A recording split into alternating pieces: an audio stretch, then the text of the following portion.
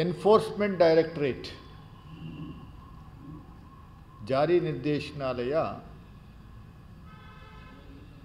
104 ಪುಟದ ನೋಡಿ ಇಲ್ಲಿದೆ ವರದಿ, there investigation report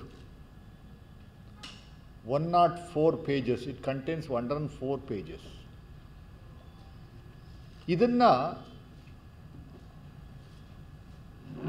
ADGP Lokayukta ಇವರಿಗೆ ಸಲ್ಲಿಕೆ ಮಾಡಿದ್ದಾರೆ. ಏತಕ್ಕಾಗಿ ಸಲ್ಲಿಕೆ ಆಗಿದೆ ಅನ್ನುವಂಥದ್ದು ಇಡಿ ಅವರೇ ಮಾಧ್ಯಮದ ಮೂಲಕ ಹೇಳುವಂಥ ಕೆಲಸವನ್ನು ಮಾಡಬೇಕು. ಇದಲ್ಲದೇ ಮಾಧ್ಯಮದವರಿಗೆ, ಸೆಲೆಕ್ಟಿವ್ ಮಾಧ್ಯಮದವರಿಗೆ ಇದನ್ನು ಕೊಡುವಂಥ ಕೆಲಸವನ್ನು ಮಾಡಿದ್ದಾರೆ, ಮಾಧ್ಯಮಕ್ಕೆ ರಿಲೀಸ್ ಮಾಡಿದ್ದಾರೆ. ಇದರಲ್ಲಿ ಏನಿದೆ, ಈ ರಿಪೋರ್ಟನ್ನು ತುರ್ತಾಗಿ ಯಾರಿಗೆ ಕೊಡಬೇಕು ಅಂತ ತೀರ್ಮಾನ ಆಗಿತ್ತು, ಯಾರು ಡೈರೆಕ್ಷನ್ಸ್ ಇಡಿ ಅವರು ಕೊಟ್ಟಿತ್ತು ಇನ್ವೆಸ್ಟಿಗೇಷನ್ ಮಾಡಬೇಕು ಅನ್ನುವಂಥದ್ದು, ಅವೆಲ್ಲ ಮುಂದಿನ ದಿನಗಳಲ್ಲಿ ನಾವು ಪ್ರಶ್ನೆ ಮಾಡ್ತೀವಿ. ಪ್ರಶ್ನೆಗೆ ಉತ್ತರ ಕೊಡುವಂಥ ಕೆಲಸವನ್ನು ಇಡಿ ಅವರು ಮಾಡಬೇಕು. ಈ ಇಡಿ ಅವರು ಕೆಲವು ಸುಳ್ಳು ಆಪಾದನೆಗಳನ್ನು ವರದಿ ಮೂಲಕ ಸಲ್ಲಿಸುವಂಥ ಕೆಲಸವನ್ನು ಮಾಡಿರುವಂಥದ್ದು ಭಾಳ ಸ್ಪಷ್ಟವಾಗಿ ಕಾಣ್ತಾ ಇದೆ. ನಾನು ನೇರವಾಗಿ ಆಪಾದನೆ ಮಾಡ್ತಾ ಇದ್ದೀನಿ, ED through ED BJP and RSS with political vendetta, with political motivation, this report is now given to media and to strongly influence Lokayukta, this report is given to Lokayukta. ನಾನು ನೇರವಾದ ಪ್ರಶ್ನೆಯನ್ನು ಕೇಳ್ತೀನಿ, ದಯಮಾಡಿ Lokayukta is N autonomous body, ಅದು ಯಾರ ಕಂಟ್ರೋಲಲ್ಲೂ ಇಲ್ಲ, ಸ್ವಯಂ ಸ್ವಾಯತ್ತತೆ ಹೊಂದಿರುವಂಥ ಒಂದು ತನಿಖಾ ಸಂಸ್ಥೆ. ಮೂಢ ವಿಚಾರಕ್ಕೆ ಮೂಢ ಸಂಬಂಧಪಟ್ಟಂತೆ ಮಾನ್ಯ ಮುಖ್ಯಮಂತ್ರಿಗಳ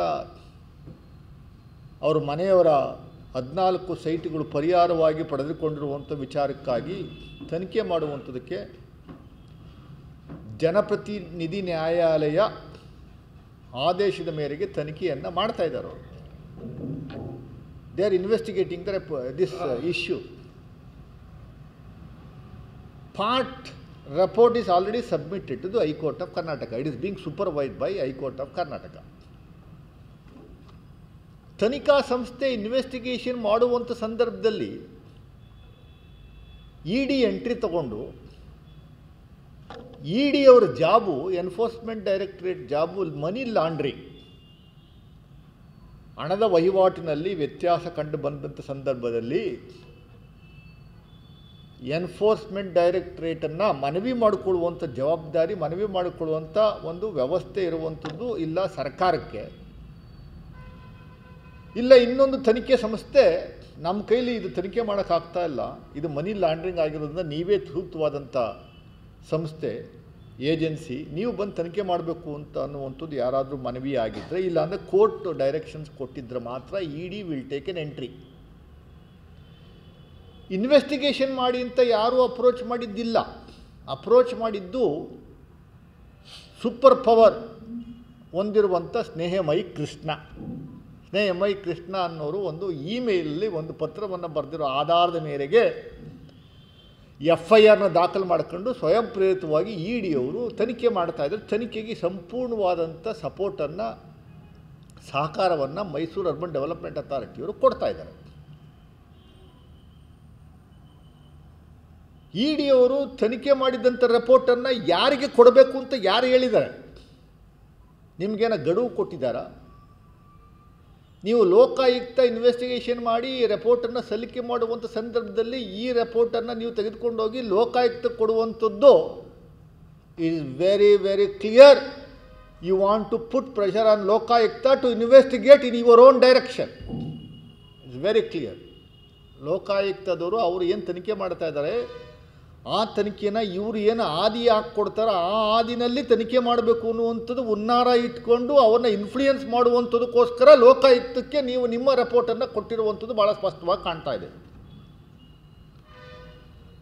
ಹೈಕೋರ್ಟು ವಾದ ಪ್ರತಿವಾದ CBI ಕೊಡಬೇಕಾ, ಇನ್ನೇನು ಕೊಡಬೇಕಾ, ಇಲ್ಲಿ ತನಿಖೆ ಮಾಡ್ತಾ ಇರುವಂಥ ಲೋಕಾಯುಕ್ತ ಸರಿ ಇದೆಯಾ ಇಲ್ಲ ಅನ್ನೋದ್ರ ಬಗ್ಗೆ ವಾದ ಪ್ರತಿವಾದವನ್ನು ಆಲಿಸಿ ಜಡ್ಜ್ಮೆಂಟ್ನ ರಿಸರ್ವ್ ಮಾಡಿರುವಂಥದ್ದು. ನೀವು ಹೈಕೋರ್ಟ್ಗೂ ಕೊಟ್ಟಿದ್ದೀರಿ ರಿಪೋರ್ಟ್ನ. ಅಂದರೆ ಏನರ್ಥ?